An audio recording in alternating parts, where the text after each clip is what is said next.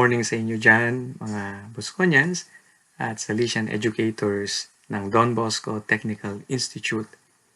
I am Father Angel Sanchez, a Salesian missionary priest currently assigned in Papua New Guinea. Father Jojo Torres, your beloved spiritual moderator, has requested me to address you and give this good morning talk. Before becoming a Salesian, alam nyo, Bosconian din ako. Tulad ninyo, nag-graduate ako ng high school sa Don Bosco Academy sa Pampanga.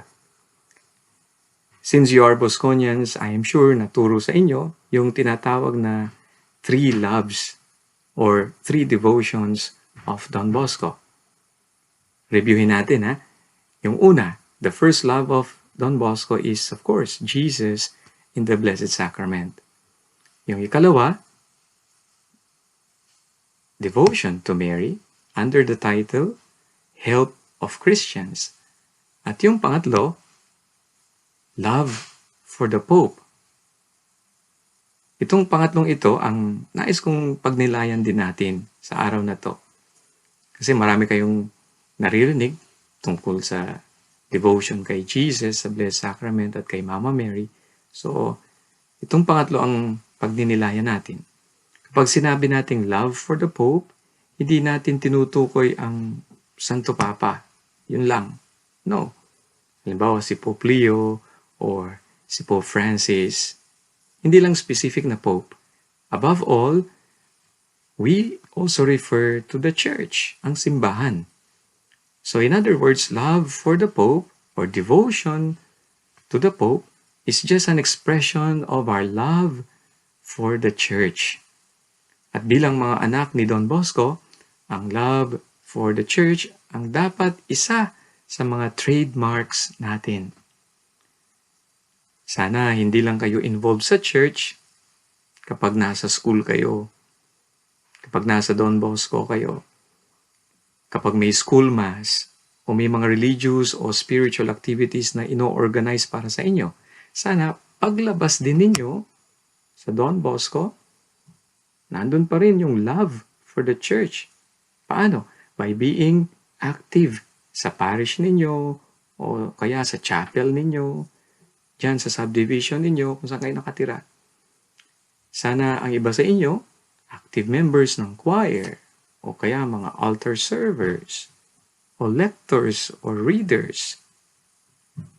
Alam nyo, nung ako ay maliit pa, hindi rin naman ako active at ganun ka-involved sa church.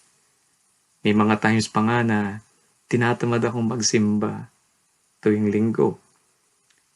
Kaya yun, napapagalitan ako ng nanay ko. At kung magsisimba naman ako, doon ako pupwesto sa may pinakalikod ng simbahan. But you know, God has His own ways of attracting us and calling us. And look at me now. Ako ay isang pare, isang Salesiano at isang misyonero sa ibang bansa. Merong isang prinsipe na naging Salesian priest din. He was a Polish prince and now we know him as Blessed Augustus Czartoryski. Tutol ang kanyang pamilya sa kanyang desisyong maging Salesianong pare. And he had a very delicate health. Kaya worried ang pamilya niya kung magiging Salesiano siya. Kasi mahirap ang buhay sa oratory ng Don Bosco sa Valdoco. Pero alam nyo, hindi yon naging hadlang para sundin niya ang tawag ni Lord.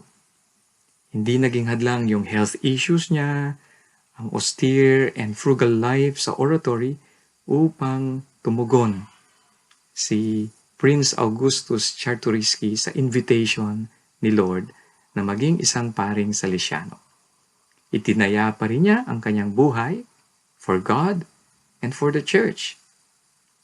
At alam niyo, hindi naman matagal naging pare si Blessed Augustus Czartoryski na ordained siya noong April 2, 1892 at namatay siya sa sakit na TB noong April 8, 1893. Ibig sabihin, 1 year lang siyang pari. Pero yung 1 year niyang yun ay very intense. Yun ang pinakamasayang taon ng kanyang buhay kasi inalay niya ng buong pagmamahal sa Diyos at sa simbahan. Sana tayo rin maranasan natin yung ganong immense joy sa ating buhay. Kaya ini-encourage ko din kayo na i-offer din ninyo ang inyong sarili, ang inyong time para sa Diyos at para sa simbahan. Gaya ng turo sa atin ni Don Bosco at gaya ng ipinakita ni Blessed Augustus Czartoryski. Good morning once again, and God bless you all.